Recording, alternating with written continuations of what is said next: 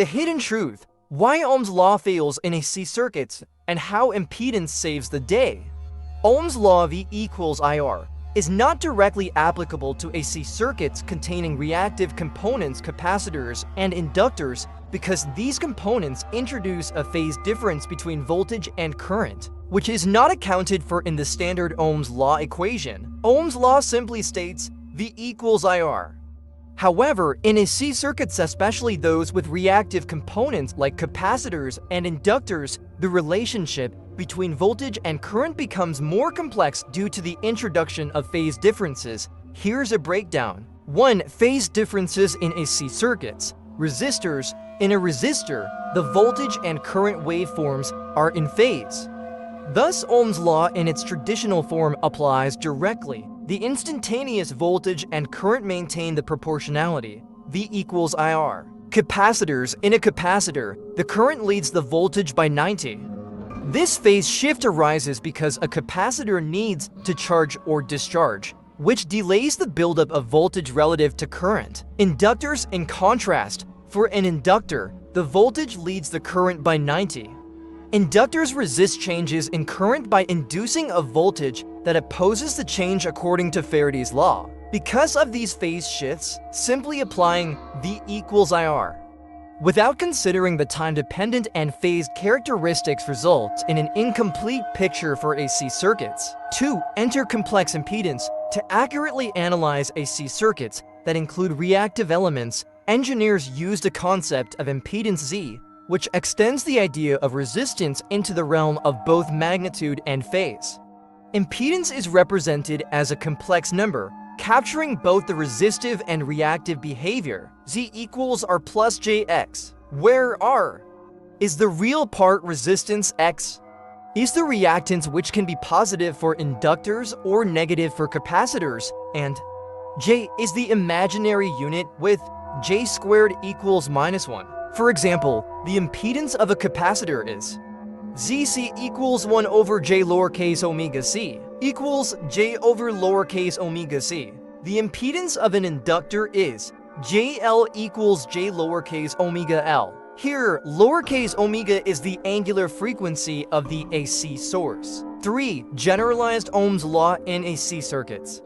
Using impedance, we can extend Ohm's law to AC phenomena. V equals IZ. In this equation, V and I are phasors, complex numbers that encode both the amplitude and phase of the voltage and current signals. Z is the complex impedance. The magnitude of the voltage and current relationship is then given by volt equals IZ, and the phase difference phi between voltage and current is determined by phi equals arctan X over R. This phasor form of Ohm's law inherently accounts for the phase shifts introduced by reactive components. For visualizing impedance, consider a simple phasor diagram representing impedance in an AC circuit. The horizontal axis represents the resistance. R, the vertical axis, represents the reactance.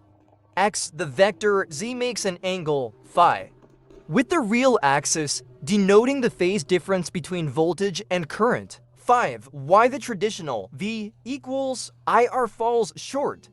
If you attempted to use the traditional V equals IR for an AC circuit with capacitors or inductors, you would neglect the critical phase information. For instance, in a circuit with an inductor, the voltage might peak before the current does. Simply dividing the voltage by the current magnitude wouldn't tell you about the timing phase difference, which is essential for understanding power consumption, resonance, and other dynamic phenomena in the circuit. Thus, while V equals IR holds true for the resistive part of the circuit, it doesn't capture the full behavior of AC circuits with reactive elements. 6. Beyond the basics, resonance and frequency response. This more comprehensive approach to Ohm's law using impedance is also the foundation for understanding resonance in an RLC circuit. The inductive and capacitive reactances can cancel each other at a particular frequency. At this resonant frequency, the circuit behaves as if it only has a resistive impedance, and the traditional V equals IR appears valid. Filter design. Engineers design filters low pass, high pass, bandpass, etc., by exploiting the frequency-dependent behavior of capacitive and inductive reactance. The complex impedance directly impacts the filter's cutoff frequencies and attenuation properties. Conclusion: your observation succinctly captures why we move from the simplified V equals IR to a more robust analysis using complex impedance in AC circuits. It ensures that both the magnitude and phase of voltages and currents are properly considered a necessity when reactive components like capacitors and inductors are involved. Additional thoughts: if you're diving into AC circuit analysis, you might also be interested in exploring phasor diagrams in greater detail, which offer visual insights into phase relationships, power factor, and its role in determining how effectively an AC circuit converts electrical power into useful work.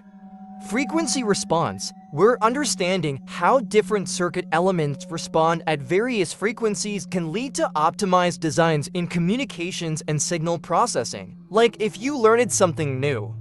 Comment your thoughts or questions below. Subscribe and hit the bell icon for more electrifying content. Power up your knowledge, join our community today. Thanks for watching.